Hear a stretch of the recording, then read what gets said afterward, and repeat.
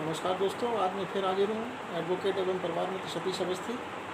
दोस्तों, मैं आज फिर आपके लिए माननीय उच्चतम न्यायालय द्वारा निर्णीत एक नज़ीर, जिसे मैं आपके सामने एक सरल भाषा में प्रस्तुत करने जा रहा हूँ, लेकर उपस्थित हुआ हूँ। दोस्तों, आज की नज़ीर में माननीय उच्चतम न्यायालय के जिन न्यायाधीश महोदय के द्वारा यह केस डिसाइड किया है, वे हैं ऑनरेबल मिस्टर जस्टिस के रामास्वामी साहब, honourable mister justice S.V. Majumdar साहब और honourable mister justice G.T. Nanavati साहब। इनके द्वारा यह केस सन 1996 में निर्णित किया गया है। तो इस केस में यह प्रश्न उठाया गया है कि क्या किसी पत्नी को यदि उसका पति अपने घर से मार पीट कर निकाल देता है और वह अपने स्त्री धन को वापस मांगती है और उसका पति उसका स्त्री धन देने से इनकार कर देता है, तो क्या यह मामला धारा 406 IPC के तहत बनना पाया जाता है। इसमें स्त्री धन से संबंधित कई मामलों को उठाया गया है, जैसे कि स्त्री धन क्या होता है, स्त्री धन किस प्रकार से सौंपा जाता है, क्या किसी स्त्री को उसके ससुराल के घर से निकाल देने से ही उसके पति का यह कृत्य धारा 406 IPC के वकू में आ जाता है। ऐसे ही प्रश्नों का इस केस में निस्तारण किया गया है। दोस्तों, इस केस की कहानी इस प्रकार है कि जुलाई 1973 में हिंदू रीति रिवाज से दोनों पति पत्नी का विवाह हुआ था और लखनऊ में हुए इस विवाह में पत्नी के माता पिता के द्वारा सामान, जिनमें आभूषण भी थे, नकदी भी थी, दिए गए थे। लेकिन दोस्तों, यह शादी सिर्फ 5 साल तक ही टिक सकी। इस दौरान इन दोनों के 3 बच्चे होते हैं। विवाह के बाद यह दोनों दिल्ली में अपने एक रिश्तेदार के यहाँ रहना प्रारंभ करते हैं और उनके बीच में तमाम कड़वाहट पैदा हो जाती हैं और एक दिन 24-25 जुलाई की दरमियानी रात को 1978 में पत्नी को और उसके साथ 3 बच्चों को पति घर से बाहर निकाल देता है। काफ़ी समय तक वह अपने पियर में रहती रही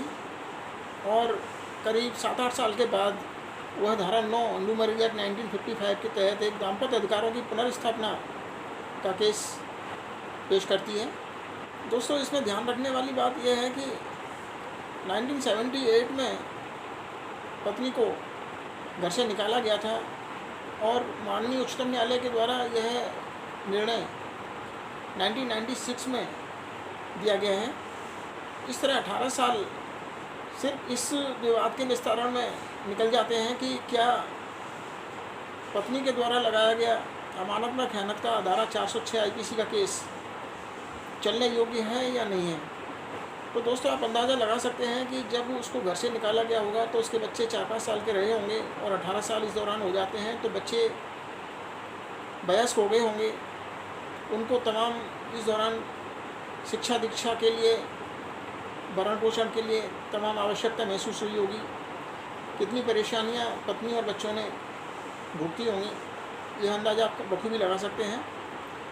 और 96 के बाद में भी केस सिर्फ शुरू हुआ है और पता नहीं इसमें बाद में उसके पति ने स्त्री धन दिया होगा या नहीं दिया होगा, या उसको सज़ा हुई होगी या नहीं हुई होगी। इन सभी बातों में भी बहुत सारा समय लगा होगा, ऐसा हम अंदाज़ लगा सकते हैं। दोस्तों, कहने का तात्पर्य यह है कि यदि कोई पारिवारिक विवाद होता है तो हमें बहुत सूझबूझ से उसको सुलझाने की आवश्यकता होती है और जहाँ तक संभव हो उसे शीघ्र उसको सुलझाने का प्रयास करना चाहिए। तो दोस्तों, मैं आगे कहानी पर बढ़ता हूँ। धारा 9 हिंदू मैरिज एक्ट 1955 का केस लगाए जाने के बाद वह अपने पति के पास में कोचीन गई, क्योंकि उसका पति उसे निकालने के बाद में कोचीन चला गया था। उसे पता चला कि उसका पति कोचीन रहता है, तो वह कोचीन अपने पति से यह निवेदन करने के लिए गई थी कि वह उसके साथ रहना चाहती है और उसे और उसके बच्चों को उसकी बहुत आवश्यकता है और उसके द्वारा जो स्त्री धन उसके पिता के द्वारा उन्हें सौंपा गया है वह उसे भी प्राप्त करना चाहती है। तो उसके पति ने कहा कि पहले अपना धारा 9 हिंदू मैरिज एक्ट 1955 का जो केस मेरे खिलाफ लगाया है उसे वापस लो। उसके बाद मैं वादा करता हूँ कि तुम्हें अपने साथ रख लूँगा और तुम्हारा स्त्री धन भी वापस कर दूँगा। तो इस वायदे के अनुसार पत्नी ने नवंबर 1986 में अपना धारा 9 हिंदू मैरिज एक्ट 1955 का केस वापस ले लिया और उसने करीब 1 माह तक इंतज़ार किया। लेकिन जब उसके पति के द्वारा अपना वायदा पूरा नहीं किया गया, स्पष्ट इनकार कर दिया गया कि वह उसे अपने साथ नहीं रखेगा और ना ही उसका स्त्री धन लौटाएगा, तो उसके द्वारा फिर से सेक्शन 9 हिंदू मैरिज एक्ट 1955 का केस पेश कर दिया गया और इस बार उसने धारा 125 CRPC का केस भी पेश किया। यह दोनों केस चल ही रहे थे। उसके बाद में उसने 5 दिसंबर 1987 को पक्के निर्णय के साथ में अपने स्त्री धन की मांग की। लेकिन जब उसके द्वारा ना नुक्कड़ की जाती रही तो इस तरह 2 साल 9 महीने का समय गुजर गया और 2 साल 9 महीने बाद 10 सितंबर 1990 को उसने धारा 406 IPC का एक परिवाद पत्र माननीय सक्षम न्यायालय के समक्ष पेश किया। यह परिवाद पत्र पेश किए जाने के बाद में माननीय न्यायालय के द्वारा धारा 200 CRPC के तहत उसके बयान लिए गए और बयान लिए जाने के बाद में माननीय न्यायालय के द्वारा इसमें उसके पति को जरिए नोटिस तलब किया गया और तलब किए जाने के बाद में जब उसके पति माननीय न्यायालय के समक्ष उपस्थित हुआ तो उसने माननीय न्यायालय के प्रसंज्ञान आदेश को माननीय इलाहाबाद हाई कोर्ट के समक्ष धारा 482 CRPC के तहत चैलेंज कर दिया। माननीय इलाहाबाद हाई कोर्ट ने दोनों पक्षों को सुने जाने के बाद में पति की इस याचिका को 2 आधारों पर स्वीकार कर लिया। पहला आधार ये कि पत्नी के द्वारा धारा 406 IPC का जो केस पेश किया गया है उसमें दिए गए तथ्यों से धारा 406 IPC का कोई भी केस बनना नहीं पाया जाता है। और दूसरा आधार उसमें माननीय इलाहाबाद हाई कोर्ट ने ये दिया कि पत्नी ने अपना परिवाद पत्र अक्टूबर 86 में अपने स्त्री धन की मांग किए जाने के बाद में 3 साल 11 महीने के बाद सितंबर 90 में पेश किया है। इस तरह उसने 11 महीने विलम्ब से यह परिवाद पत्र पेश किया है और टाइम बाउंड होने के कारण, अंदर म्याद नहीं होने के कारण यह परिवाद पत्र खारिज किए जाने योग्य है। और यह कहते हुए माननीय इलाहाबाद हाई कोर्ट ने पति की रिवीजन पिटीशन को स्वीकार करते हुए पत्नी का परिवाद पत्र पेश कर दिया। माननीय इलाहाबाद हाई कोर्ट के इस आदेश से व्यथित होकर पत्नी माननीय उच्चतम न्यायालय की शरण में पहुंची और वहां पत्नी ने सीनियर एडवोकेट इंदिरा जय सिंह को नियुक्त किया और उन्होंने पत्नी की ओर से बहस करते हुए कहा कि इसमें ऑनरेबल हाई कोर्ट ने प्रतिभा रानी बनाम सूरज कुमार का केस, जो कि माननीय उच्चतम न्यायालय के द्वारा 1985 में निर्णित किया था, और इस केस को पिछले 10 साल से जांचा परखा जा रहा है और किसी भी बेंच ने इस केस पर संदेह व्यक्त नहीं किया है। लेकिन ऑनरेबल इलाहाबाद हाई कोर्ट ने इस केस को हस्तगत इस केस में नहीं माना है। यह केस पर्सनल लॉ के ऊपर आधारित है, इसलिए इसकी पुनरावृत्ति होना बहुत ज़रूरी है। पति की ओर से उसके एडवोकेट ने बहस करते हुए कहा कि इसमें पत्नी के द्वारा जब वह कोचीन अपने पति से मिलने गई थी अक्टूबर 86 में उसने स्त्री धन की मांग की थी और अक्टूबर 86 के बाद में उसने सितंबर 90 में 3 साल 11 महीने बाद यह परिवाद पत्र पेश किया है, इसलिए यह अंदर म्याद नहीं होने के कारण खारिज किए जाने योग्य है। इस पर पत्नी की एडवोकेट इंदिरा जय सिंह ने बहस करते हुए कहा कि अमानत में खयानत का केस कभी म्याद बाहर नहीं होता है, क्योंकि इसका जो वाद हेतुक है वह हमेशा सतत रूप से जारी रहता है। पति के द्वारा इनकार किए जाने के बाद में सदैव कंटिन्यू रहता है, इसलिए यह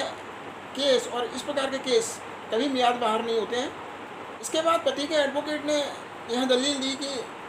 पति हमेशा से अपनी पत्नी से यह प्रस्ताव देता रहा है कि वह स्त्री धन के रूप में जिन जिन वस्तुओं की मांग कर रही है और उसने इन वस्तुओं के संबंध में जो 2 सूचियाँ पेश की हैं, जिनमें से एक सूची में स्त्री धन के रूप में दिए गए आभूषणों जेवरों का विवरण दिया गया है और दूसरी सूची में घर गृहस्थी के सामान का विवरण दिया गया है। इन सभी स्त्री धन के बदले पति का जो मुंबई में फ्लैट है वह उसकी बेटियों के नाम कराना चाहता रहा है। पति के द्वारा यह भी प्रस्ताव दिया गया है कि वह अपनी बेटियों के नाम एक मुश्त राशि फिक्स डिपॉजिट कराने के लिए भी तैयार है, लेकिन उसकी पत्नी सदैव उसके खिलाफ न्यायालयों में केस पेश करती रही है और एक अंतहीन शिकायतों का उसने सिलसिला शुरू कर दिया है और जिसके परिणाम स्वरूप कोई भी नतीजा नहीं निकल सका है। माननीय उच्चतम न्यायालय ने दोनों पक्षों की बहस सुने जाने के बाद में कहा कि अब प्रश्न ये उठता है कि क्या इस केस में प्रतिभा रानी बनाम सूरज कुमार का केस चस्पा होता है और क्या इस केस को आगे भी मान्यता प्रदान की जानी चाहिए। माननीय उच्चतम न्यायालय ने कहा कि प्रतिभा रानी के केस में जो तथ्य हैं वह स्त्री धन से संबंधित हैं और इसमें इसी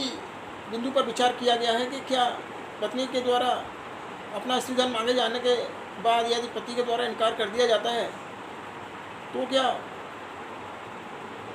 पति के द्वारा इस प्रकार से इनकार किया जाना धारा 406 आईपीसी के वकूफ में आना पाया जाता है। बिल्कुल यही स्थिति इस केस में भी है।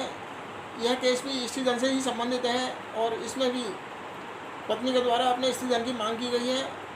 अब प्रश्न यह उठता है कि क्या स्त्री धन पत्नी की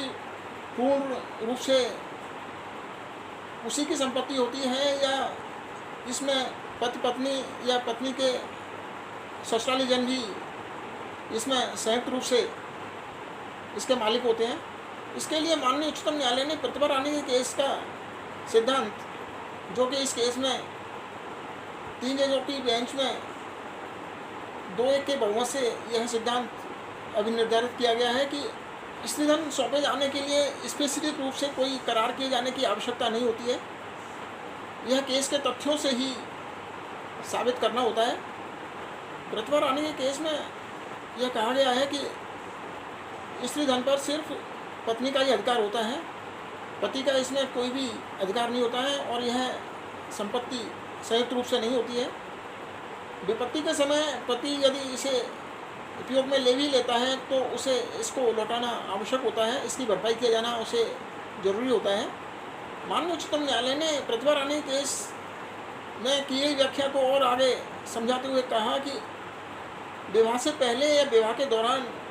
या विवाह के बाद पत्नी के माता पिता के द्वारा जो भी वस्तुएं उपहार स्वरूप दी जाती हैं, चाहे वो पति को दी जाए, चाहे वो उसके सास ससुर को दी जाए, चाहे अन्य रिश्तेदारों को दी जाए, वह एक स्त्री धन संपत्ति कहलाती है। माननीय उच्चतम न्यायालय ने कहा कि यदि पति के द्वारा अपनी पत्नी को घर से निकाल दिया जाता है तो क्या पति का यह कृत्य धारा 406 आईपीसी के अर्थों में स्त्री धन का सौंपना या पति के द्वारा स्त्री धन छीन लेना माना जाना चाहिए। माननीय उच्चतम न्यायालय ने कहा कि इसके लिए 405 आईपीसी का अध्ययन किया जाना बहुत ज़रूरी है। धारा 405 आईपीसी के अनुसार इसके वकूफ में आने के लिए 2 बातें महत्वपूर्ण होती हैं। पहली तो ये कि कोई संपत्ति या संपत्ति का प्रभुत्व किसी व्यक्ति को सौंपा जाना चाहिए और दूसरी बात यह है कि वह व्यक्ति जिसको ऐसी संपत्ति या संपत्ति का प्रभुत्व सौंपा गया है वह व्यक्ति बेईमानी पूर्वक ऐसी संपत्ति या संपत्ति के प्रभुत्व का गबन कर लेता है या अपने निजी उपयोग में लाने के लिए उसका संपरिवर्तन कर लेता है या किसी करार के होते हुए भी बेईमानी पूर्वक अपने निजी उपयोग में ले लेता है या उसको खुर्द-बुर्द कर देता है या किसी अन्य को जानबूझकर ऐसा करने देता है तो वह व्यक्ति अमानत में खयानत का दोषी माना जाता है। माननीय उच्चतम न्यायालय ने यहाँ कहा कि इसमें जो एंटिस्टमेंट वर्ड यूज़ किया गया है उसका मतलब यही है कि किसी व्यक्ति द्वारा किसी व्यक्ति को संपत्ति सौंपना या अन्य किसी व्यक्ति के लिए सौंपना है। माननीय उच्चतम न्यायालय ने कहा कि निष्कर्ष यह है कि विवाह के समय या विवाह के पहले या बाद में दी गई कोई भी संपत्ति एक स्त्रीधन संपत्ति कहलाती है, और जब पत्नी के माता पिता द्वारा ऐसी संपत्ति पति को या पति के परिवारजनों को सौंपी जाती है तो इसे ही संपत्ति सौंपा जाना कहा जाता है। इसके लिए किसी लिखित करार की आवश्यकता नहीं होती है। यह केस की परिस्थितियों के अनुसार शिकायतकर्ता को या अभियोजन को साबित करना होता है। इसके लिए कोई फिक्स फॉर्मूला नहीं है। माननीय उच्चतम न्यायालय ने कहा कि हम प्रतिभा रानी के केस से पूर्ण रूप से सहमत हैं और प्रतिभा रानी के केस को इस केस में चस्पा होना मानते हैं। अब माननीय उच्चतम न्यायालय ने कहा कि अब प्रश्न ये है कि क्या परिवाद पत्र के अनुसार इस केस में पति ने धारा 405 के तहत अपराध कारित किया है और क्या वह धारा 406 आईपीसी के तहत दंडनीय है। माननीय उच्चतम न्यायालय ने परिवाद पत्र में दिए गए तथ्यों की ओर ध्यान आकृष्ट करते हुए कहा कि पत्नी ने जब पहली बार धारा 9 हिंदू मैरिज एक्ट का केस लगाया था तो वह अपने पति से मिलने के लिए कोचिंग गई थी और उसे निवेदन किया था कि वह उसके साथ रहना चाहती है और अपने स्त्री धन को प्राप्त करना चाहती है। इस पर उसके पति ने वादा करते हुए कहा था कि यदि वह अपने केस को वापस ले लेगी तो उसे अपने साथ रख लेगा और उसका स्त्री धन भी वापस कर देगा। उसने अपने परिवाद पत्र में स्पष्ट रूप से ये तथ्य वर्णित किया है कि उसने अपने जब वायदा निभाने से इनकार कर दिया तो उसे अपना धारा 9 हिंदू मैरिज एक्ट 1955 का केस वापस लगाना आवश्यक हुआ। लेकिन माननीय इलाहाबाद हाई कोर्ट ने पत्नी के धारा 200 सीआरपीसी के बयान को समझने में भूल की है। जब कोई अपनी सूची 1 और 2 के अनुसार अपनी स्त्री धन से संबंधित संपत्तियों की मांग करती है और उसमें साफ लिखा हुआ है कि उसने जब वायदा निभाने से इनकार कर दिया तो उसे अपना धारा 9 हिंदू मैरिज एक्ट 1955, धारा 125 सीआरपीसी और धारा 406 आईपीसी का केस लगाया जाना आवश्यक हुआ। उसके द्वारा वायदा नहीं निभाया गया है। इसी से स्पष्ट है कि उसके द्वारा इसी धन को वापस नहीं किया गया था। माननीय हाईकोर्ट ने 482 सीआरपीसी के तहत अपनी शक्तियों का इस्तेमाल करते हुए इसमें अपना निर्णय देने में बहुत जल्दबाजी की है। पति ने अपने जवाब में स्पष्ट रूप से कहा है कि उसे इसी धन के रूप में कोई भी संपत्ति नहीं सौंपी गई है। पति के जवाब की रोशनी में ही धारा 406 का केस बकू में आना पाया जाता है, क्योंकि उसके द्वारा इनकार किया गया है। इसका तात्पर्य यह है कि उसके द्वारा इसी धन से संबंधित संपत्ति वापस नहीं की गई है। और माननीय अधीनस्थ न्यायालय ने इसमें पति के खिलाफ प्रसंज्ञान लेकर सही किया है। यह सुस्थापित सिद्धांत है कि कोई भी अधीनस्थ न्यायालय प्रसंज्ञान लेती हैं तो उसे परिवाद पत्र में दिए गए तथ्यों या चालान पेश होने की स्थिति में चालान में दिए गए तथ्यों पर ही अपना ध्यान केंद्रित करना होता है। इसके आगे माननीय उच्चतम न्यायालय ने कहा कि अब प्रश्न यह उठता है कि क्या पत्नी के द्वारा पेश किया गया परिवाद पत्र अंदर मियाद नहीं है। इस पर माननीय उच्चतम न्यायालय ने कहा कि परिवाद पत्र के पैरा 21 और 22 में स्पष्ट रूप से वर्णित किया गया है कि उसके द्वारा अपने स्त्री धन की मांग 5 दिसंबर 1987 को की गई थी और जब उसके द्वारा उसका स्त्री धन वापस नहीं किया गया और टाल मटोल करता रहा, काफ़ी समय गुजर जाने के बाद में भी जब उसके द्वारा स्त्री धन वापस नहीं किया गया तो उसके द्वारा 2 साल 9 महीने बाद यह परिवाद पत्र 10 सितंबर 1990 को पेश किया गया है। इस बिंदु पर पति की ओर से की गई बहस कि पत्नी के द्वारा अक्टूबर 1986 में कोचीन में सबसे पहले इस धन की मांग की गई थी। उनके द्वारा ऐसी बहस बिना किसी आधार के की गई है जो स्वीकार किए जाने योग्य नहीं है। माननीय उच्चतम न्यायालय ने कहा कि धारा 468 के क्लॉज 3 CRPC में जो मियाद दी गई है वह 3 साल दी गई है और इस केस को पत्नी के द्वारा 2 साल 9 महीने बाद पेश कर दिया गया है। पत्नी के द्वारा इस केस को पेश करने में किसी भी प्रकार का कोई भी विलम्ब नहीं किया गया है और यह पूर्ण रूप से अंदर मियाद है। ऑनरेबल इलाहाबाद हाई कोर्ट ने इसको अंदर मियाद नहीं मांगते हुए बहुत बड़ी भूल की है। ऑनरेबल हाई कोर्ट को धारा 482 CRPC के तहत अपनी शक्तियों का प्रयोग बहुत सोच समझकर सावधानीपूर्वक करना चाहिए। ऑनरेबल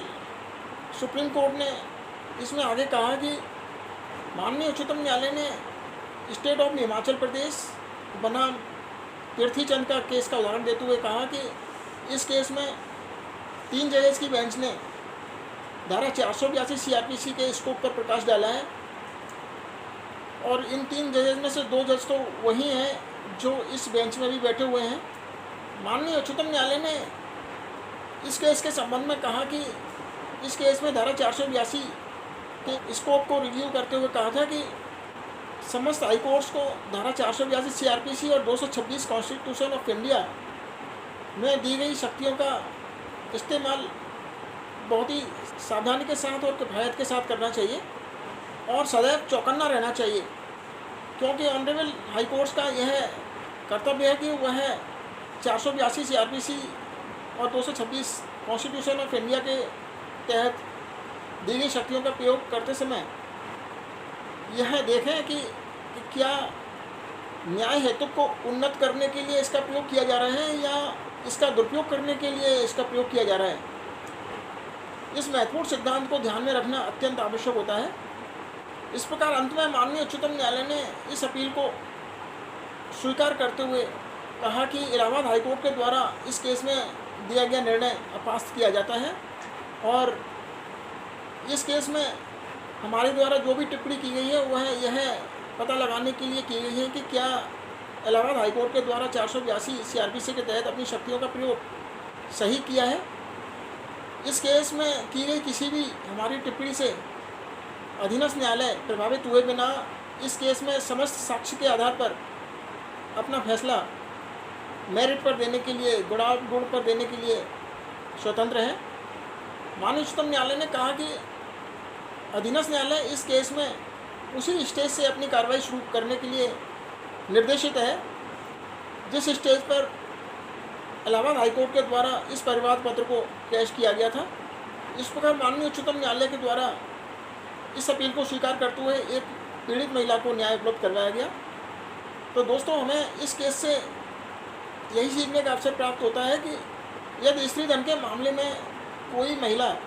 उसके पति के द्वारा घर से निकाल दिया जाता है तो इसका अर्थ यही होता है कि उसके द्वारा उसका स्त्री धन छीन लिया गया है और इसमें कॉज ऑफ एक्शन उसी दिन से शुरू होता है जिस दिन उसके द्वारा अपने स्त्री धन की मांग की जाती है और 3 साल के अंदर अंदर हमें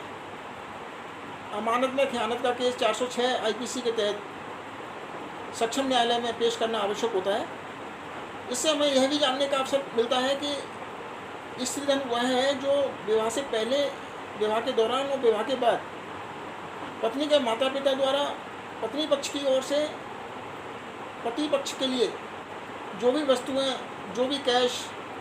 जो भी उपहार स्वरूप जो कुछ भी